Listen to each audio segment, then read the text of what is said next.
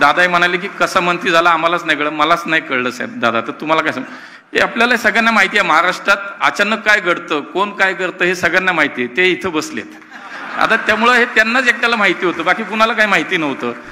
या सहकाराचा मी आज देशाचा मंत्री मला केलं, पण माझं सहकाराचं नातं आहे की जिल्हा सहकारी बँकेमध्ये माझ्या वडिलांनी 35 वर्षे शिपाईची नोकरी केली, हे माझं नातं आहे. ते आठवतं की माझ्या वडिलांनी रसाचं गुऱ्हाळ चालवलं आणि तोच गुऱ्हाळाचा रस घेऊन आम्ही ट्रे घेऊन भाऊ दोघं वेगवेगळ्या ठिकाणी रस द्यायला जायचो. आणि आज ते सहकाराचं नातं, याचं एकच कारण आहे ते म्हणजे भारतीय जनता पार्टी.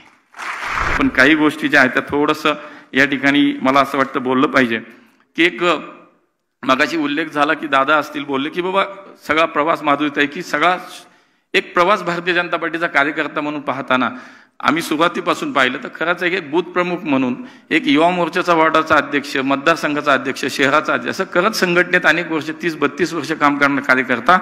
मला असं वाटतं जेव्हा या शहराचा खासदार होतो, या देशाचा केंद्रीय मंत्री होतो, हे फक्त आणि फक्त माझ्या या सगळ्या नागरिकांचं आणि माझ्या पक्षाच्या, माझ्या नेतृत्वाचं आहे. त्यामुळे मी हे प्रामाणिकपणे मान्य केलं पाहिजे. दादाही म्हणाले की कसा मंत्री झाला आम्हालाच नाही कळलं, मलाच नाही कळलं साहेब दादा, तर तुम्हाला काय सांग, हे आपल्याला सगळ्यांना माहिती आहे. महाराष्ट्रात अचानक काय घडतं, कोण काय करतं हे सगळ्यांना माहिती आहे. ते इथं बसलेत आता, त्यामुळं हे त्यांनाच एकट्याला माहिती होतं, बाकी कुणाला काही माहिती नव्हतं. कारण मी झोपेतून उठल्यानंतर फोन नटाजींचा आहे, मला खरंच वाटे ना, मी 5 मिनिटं मलाच काय कळेन आणि यांचा फोन आला लगेच. म्हणजे हे आपल्याला माहिती आहे महाराष्ट्रात असं काय घडलं की ते कोण करतं. आणि त्यामुळे मला असं वाटतं की ह्या सगळ्या माझ्या प्रवासात एक गुरु म्हणून, माझे मार्गदर्शक म्हणून वेळोवेळी खरं तर खूप मला त्यांची साथ मिळाली, सहकार्य मिळालं. आणि आता उल्लेख झाला की केंद्रात आता मंत्री यांच्याशी अमित भाई असतील, मोदीजी, ते खरं तर खूप कडक हेडमास्टर मिळाले तिथं. हे एकदम तसेच सौम्य आणि मवाळ हेडमास्टर आमच्याबरोबर कायम काम त्यांच्याबरोबर मी केलं. आणि म्हणून मला या सगळ्या विषयात गेले जवळजवळ 20 वर्षे लोकप्रतिनिधी म्हणून सुद्धा, नगरसेवक असेल, स्थायी समिती असेल, महापौर, मला पुणेकरांना खरं मनापासून खरं धन्यवाद देईन की 20 वर्ष सातत्यानं लोकप्रतिनिधी म्हणून वेगवेगळ्या स्तरावरती काम करण्याची संधी माझ्या पुणेकरांनी मला दिली. आणि ते मला आवर्जून निश्चितपणे या ठिकाणी उल्लेख केला पाहिजे आणि त्यांचे मला वाटतं आभार मी निश्चितपणे या ठिकाणी मानले पाहिजे. त्यामुळे माझ्या पक्ष नेतृत्वाचा माझ्यावरचा विश्वास, माझ्या सहकारी कार्यकर्त्यांचं माझ्यावरची साथ आणि पुणेकरांचे आशीर्वाद, या सगळ्या याच्यावरती आजपर्यंतचा हा सगळा प्रवास या ठिकाणी झाला. आजही 1 वर्षाचा कामाचा जेव्हा विचार करतो तेव्हा मला असं वाटतं की पुणे हे देशातील सर्वोत्तम शहर आम्हाला बनवायचं आहे. आणि त्यासाठी राज्य सरकार, केंद्र सरकार, डबल इंजिनचं सरकार या ठिकाणी काम करतो आणि ते करत आहे. आणि मला असं वाटतं की ज्या ज्या वेळेला पुण्याचे अनेक विषय आहेत, पुण्याची मेट्रो आहे, पुण्याचा विमानतळ आहे, पुण्याच्या सार्वजनिक वाहतूक व्यवस्थेचा विषय आहे, पुण्याच्या घनकचऱ्याचा विषय, कितीतरी पुण्याचे विषय, ज्या ज्या वेळेला माननीय मुख्यमंत्री साहेबांकडे मी जातो, मला असं वाटतं माझ्यापेक्षा 4 गोष्टी त्यांना अधिक माहिती असतात. का तर पुण्यावरती त्यांचं असलेलं विशेष प्रेम हे आपण कायमच पाहतो. त्यामुळे ते मुंबईत जरी असले तरी त्यांच्या भाषणात पुण्याचा उल्लेख येतो, दिल्लीत जरी कुठला कार्यक्रम आला त्यांचं पुण्यावरचं प्रेम दिसून येतं. त्यामुळे पुण्याच्या विषयात माझं काम खूप हलकं झालं. मी काय सांगायला गेलो की त्याच्या आधी 2 पावलं त्यांनी टाकलेलीच असतात. त्यामुळे मला सांगतात की हा ठीक हे करू, पण त्याच्या आधी ते पुढे गेलेलेच असतात. त्यामुळे पुण्याच्या भविष्याचा विचार करणारे महाराष्ट्राचं नेतृत्व मुख्यमंत्री म्हणून आम्हाला मिळाला. आणि त्यामुळे आमच्यासारख्या कार्यकर्त्यांचं, आम्ही असेल, सगळे आमचे आमदार आहेत, सगळे मंत्री, सगळ्यांचं काम आमचं खूप हलकं झालं. त्यामुळे पुण्याच्या बाबतीत आपण विशेष प्रेम आपलं कायम दिसून आलं.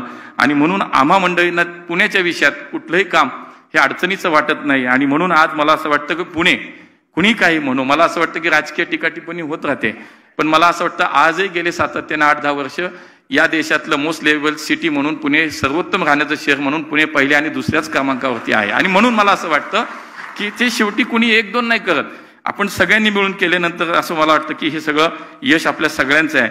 आणि म्हणून आज हे सगळं काम करत असताना 2 महत्त्वाची खाती मिळाली, दादांनी उल्लेख केला.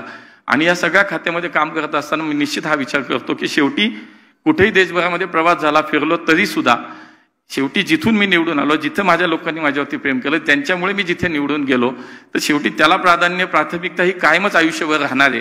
पुढचं माहीत नसतं काय हातात आहे नाही आहे, कुणालाही माहीत नसतं. पण मला असं वाटतं राजकीय क्षेत्र हे एकमेव असं क्षेत्र की त्याच्या इतकी अनिश्चितता कशातच नाही. आणि त्यामुळे हे पुढचं काही नाही. पण आज जे मला मिळालं की जेव्हा मला माझ्या पक्षाने, माझ्या नेत्यांनी मला जे काम करायला किंवा पुणेकरांनी, तर माझा एवढाच प्रयत्न राहील की जी जी जबाबदारी दिली ती प्रामाणिकपणे पार पाडली पाहिजे, त्याच्यावरती काम केलं पाहिजे.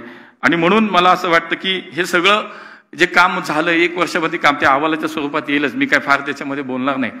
पण मी मगाशी म्हणालो तसं वरती काम करताना खूप काही गोष्टी शिकायला मिळतात, खूप काही अनुभव येतात आणि दिसायला खूप छान वाटतं बाहेर की मंत्री बाबा काय हवा आहे, केंद्रात मंत्री, गाडी घोडा. पण मी मागाशी म्हणलं इथले हेडमास्टर आमचे मवाळ होते, सौम्य होते. थोडं काही चुकलं तरी थोडं काही नाही, थोडं कधीतरी 1-2 वेळा नाही गेलं तर नाही बोलले की टेन्शन यायचं, तुम्ही माझ्याशी का नाही बोलले, मला टेन्शन आलं. पण ते समजून घ्यायचं आपलं काहीतरी गडबड आहे, पण ते दुरुस्त आपण केलं की ते सगळं जागेवर यायचं. पण तिथं मात्र इतके कडक मास्तर आहेत. मला एकच उदाहरण मी फक्त सांगेन की ज्या वेळेला नुकतंच शपथविधी झाला आणि 6-7च दिवस झाले होते. मागच्या एका कार्यक्रमात मी कुठं मी फार वेळ घेत नाही, 5 मिनिटात संपवतो. तर त्या ठिकाणी त्याच दिवशी एक 6 दिवस झाले आणि आम्हाला संध्याकाळी माननीय मोदीजींनी सगळे मंत्रिमंडळांना सहज गप्पा मारायला घरी बोलवलं होतं पीएम हाऊसला.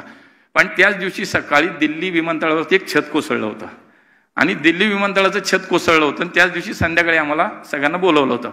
आणि सगळे राज्यमंत्री होते, कॅबिनेट मिनिस्टर नव्हते. कारण राज्यमंत्र्यांनाही कुठेतरी बाबा त्यांच्यासोबत संवाद करावा, त्यांची थोडी भीती कमी व्हावी, असा कुठेतरी उद्देश त्यांचा होता. आणि सहज अशा एकदम अगदी इन्फॉर्मल गप्पा मारायला सुरुवात झाली. प्रत्येकाला सांगत होते की तुझी मिनिस्ट्री सांगा आणि तू हे सांग की काय काय काम मिनिस्ट्रीत गेला का, रिव्ह्यू घेतला का, ब्रीफिंग घेतलं का, कसं वाटलं काय, आणि सांगा म्हणून. माझ्या वेळेला मी म्हटलं की माझ्याकडे सिव्हिल एव्हिएशन आणि सहकार. तर त्यांनी 2च मिनिटं थांबले, रुको आज दिनभर क्या किया. आता त्यांनी हे पहिलं चेक केलं की ह्या वेळेला हे तरी माहिती आहे का दिल्लीत आज ऍक्सिडेंट झाला विमानतळावरती. मग त्यांनी मला विचारलं की आज दिनभर क्या किया. आता त्याच्या पुढे अजून गंमत आहे बघा. आता तुम्हाला वाटत असं सोपं आहे काम, अजिबात नाही. तर तसं झालं मला आणि मी गेलो होतो म्हणून मी सांगितलं की सुबह ऐसा हुआ, दिल्ली एअरपोर्ट ऍक्सिडेंट हुआ, मैं हॉस्पिटल गया, बाद में एअरपोर्ट गया, ऐसा ऐसा. ठीक आहे, सगळं ऐकून घेतलं, मान हलवली आणि पॉज घेऊन मला म्हणले आपको पता है आप 2.5 घंटे लेट पहुंचे वहां पे. आता असं म्हटल्यानंतर मला वाटलं कुठून इथं आलो मी, काही करणं आपला कार्यक्रम झाला वाटतं. ही जी पद्धत आहे. शिवाय त्याच्यानंतर आता परत एक 8-10 महिने झाले असतील हरियाणातल्या एका एअरपोर्टचं उद्घाटन होतं आणि खरं तर शेजारी बसायचं म्हटलं नको वाटतं. तुम्ही तिकडं बघा मी इकडं बघतो, असंच असतं सगळं ते. आणि तिथं शेजारी बसलो, विमानतळाचं उद्घाटन होतं, कार्यक्रम चालू होतं, ते असे बाजूला आले. म्हणलं झालं काहीतरी आता. तर मी गेलो शेजारी, असा 10-12 महीने हो गए, एक बार आओ तो सही, क्या किया क्या नहीं किया जरा बताओ तो सही. म्हणलं आता हे काही खरं नाही दिसत ह्या सगळ्या याच्यात. म्हणून मी तुम्हाला म्हणतो भारी वाटतं सगळं. माननीय अमितभाईंचा एक अनुभव असाच आहे की खरं तर नवीन मंत्री, मला कामही शिकायचे, मला अजूनही शिकते मलाही. नाहीतर आपणही सगळे बघतो की हे काही संबंध नाही. एका महापालिकेच्या क्षेत्रातनं देशाचं क्षेत्र बघायचं म्हणजे हे काही माझं काम इतकं सोपं मला वाटलं, ते त्याच्यापेक्षा जास्त अवघड निघालं. आणि आमचं विश्वविद्यालयाचं, त्रिभुवन विश्वविद्यालयाचं बिल होतं, लोकसभेत त्यांनी मांडलं. आता लोकसभेत आणि राज्यसभेत, लोकसभेत झालं ते राज्यसभेत येतं. आणि लोकसभेत जसं बिल मांडून झालं त्यांनी मला बोलावून घेतलं आणि मला सुन राज्यसभा मी तुझे बिल रखना है, रिप्लाय भी तुझे करना है. माझ्या पोटातच गोळा आला. अरे तर माझा कार्यक्रम सुरू झालाय त्याच्या आधी संपायचा. मनातल्या मनात म्हणलं साहेब तुम्ही का रिस्क घेताय, काय रिस्क घेताय तुम्ही, मेहनतही होत्या. तर मला काही सुधारण्याचं आणि पुन्हा त्याच्यात अजून एक सांगतात ठीक आहे मैं भी बैठू का सदन में. अरे म्हटलं आता मी बोललो मग मी म्हटलं आप बैठोगे तो और टेंशन आ जाएगा. अरे टेंशन कैसा, कल पीएम साहब के सामने अगर बोलना पड़ेगा तो ऐसे बोलोगे, जाओ थोडा अच्छा अभ्यास करो. आणि बाहेर पडताना परत म्हणले रुको जरा हिंदी की प्रॅक्टिस करो. त्यांना माहिती आहे खायला पियाला वालाच दिसतो त्यामुळे हे सगळं म्हणजे खूप दिसतं तसं नाहीये काही. आता यांनी पाठवलं म्हणून गेलोय, मला काय या सगळ्या ह्याच्यात मला असं वाटतंय. पण मला याचा आनंद वाटतो की मी एक माझ्या पक्षातला असा सर्वसामान्य कार्यकर्ता आहे की जसं मी म्हणाल की सहकाराचं मला खातं दिलं, पण माझं सहकाराचं नातं मी 2 मिनिटात सांगेन की या सहकाराचा मी आज देशाचा मंत्री मला केलं, पण माझं सहकाराचं नातं आहे की जिल्हा सहकारी बँकेमध्ये माझ्या वडिलांनी 35 वर्षे शिपाईची नोकरी केली, हे माझं नातं आहे. आणि ते मला साखर कारखान्यांना महाराष्ट्रात यांनी सांगितलं, यांनी साहेबांनी दिले 10,000 कोटी रुपये केंद्राकडनं घेऊन दिले. आणि अनेक साखर कारखाने आणि सगळे ती लोक सगळी मंडळी दिल्लीत भेटायला येतात, साहेबांनी सांगितलंय तुला भेटायला असं तसं सगळं. पण मला ते आठवतं की माझ्या वडिलांनी रसाचं गुऱ्हाळ चालवलं आणि तोच गुऱ्हाळाचा रस घेऊन आम्ही ट्रे घेऊन भाऊ दोघं वेगवेगळ्या ठिकाणी रस द्यायला जायचो. आणि आज ते सहकाराचं नातं याचं एकच कारण आहे, ते म्हणजे भारतीय जनता पार्टी. मला दुसरं काही नाही. मला असं वाटतं माझ्या पक्षाने, माझ्यासारख्या कार्यकर्ता, आणि सगळी मोठी मालिका आहे, सगळेच तसले आहेत, कोणीच नाही असं, सगळेच आमच्यात तसेच आहेत. इथं परिवारवाद नसतो, इथं जो काम करतो त्याला संधी दिली जाते. सोशल मीडियाच्या भाऊ गर्दीत विश्वासार्हतेने चकाकणारे नाव म्हणजे लेट्सअप मराठी. सगळ्यांना, सगळ्या नागरिकांना ती स्पीच, ती लेट्सअप वरील मुलाखती म्हणजे विचारांचा खजिना. त्यानंतरच्या निवडणुकीमध्ये मला सोडून गेले. बातम्या केवळ वस्तुस्थिती सांगणाऱ्या, न प्रोपगंडा, फक्त जनतेचा अजेंडा. क्योंकि आने वाला कल जाने वाला है, जाने वाला कल आने वाला है. राजकारण, मनोरंजन असो की क्रीडा क्षेत्र, महाराष्ट्राची स्पंदने संवेदनशीलतेने टिपणारे माध्यम म्हणजे लेट्सअप मराठी.